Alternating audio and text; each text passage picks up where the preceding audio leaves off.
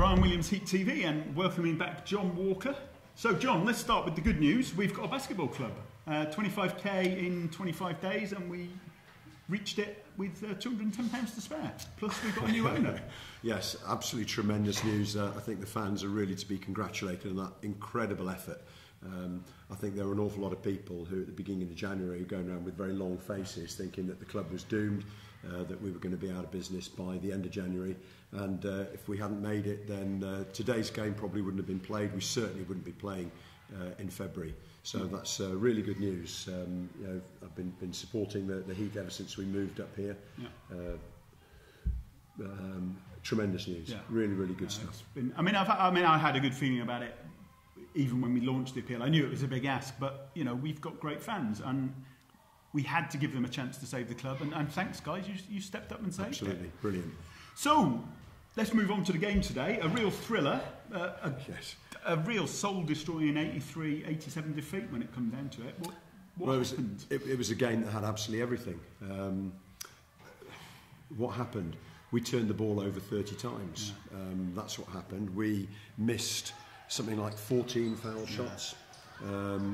We, in the third period, lost the third period 28-12. Yeah. When you put those three stats together, you're not going to win a great many basketball games. I'm sure that the coach will go away wondering what on earth has happened, but those are the three key stats for me. Yeah.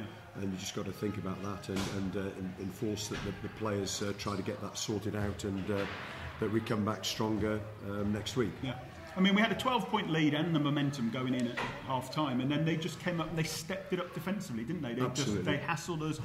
I think we turned the ball over 4 times on our first 6 possessions the second half. Yeah, and really they did to us what we were doing earlier in the season, coming out and having a really strong third period. We were struggling first half earlier on the season, coming out, having a strong third period, and getting the game right back into our grasp. So, we just need to get back to doing what we were doing earlier in the season. Clearly, the lack of a point guard hasn't helped the last few games. No disrespect to anybody who stepped up to try and do that job, but when you're missing one of the key players of your team, it does make it incredibly difficult. It does make it very hard. We'll talk about that in a minute. I mean, the other thing was, we did have a stirring comeback. We were down by 12 points at one time. Mm-hmm. We almost, really, in a reverse of the last time Milton Keynes were here, where they came back from I think it was a 16-point deficit and tied it before we wanted to take the game. That's right. But again, our foul shooting let us down. We missed 10 free throws in the last 4 minutes, and we lost by 4 points. Yeah. So there's one reason in itself why we didn't win the game. Absolutely. I mean, we made foul shots, but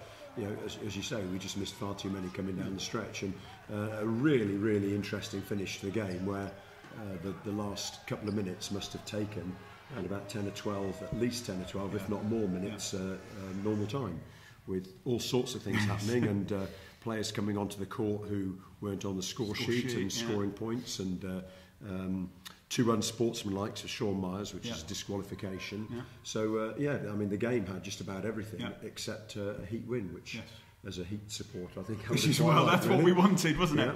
But coming on then to Andre Baptiste, made his home debut today. Mm-hmm.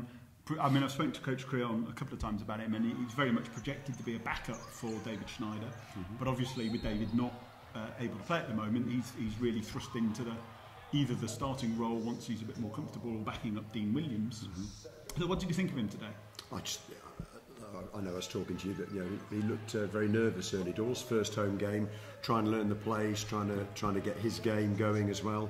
And it's very difficult when you're coming into an established team over halfway through the season, and a lot is expected of you. An awful lot of pressure on the young man. So, very, very difficult situation to come into.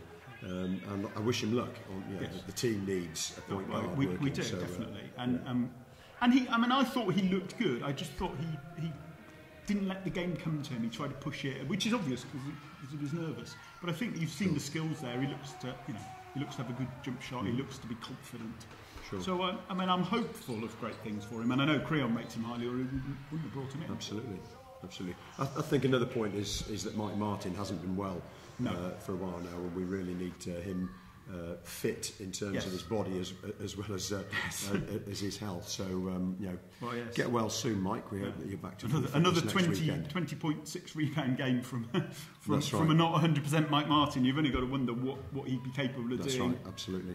And we will see. But yeah, a tough stretch ahead. But at least we've got a basketball club to address it. Tough games to come, and the 5th of March to look forward to. So let's have as many Heat fans as we can going to the O2 on the 5th of March. Excellent. Okay, many thanks, John. My pleasure. And thank you once again, Heat fans, for saving the club.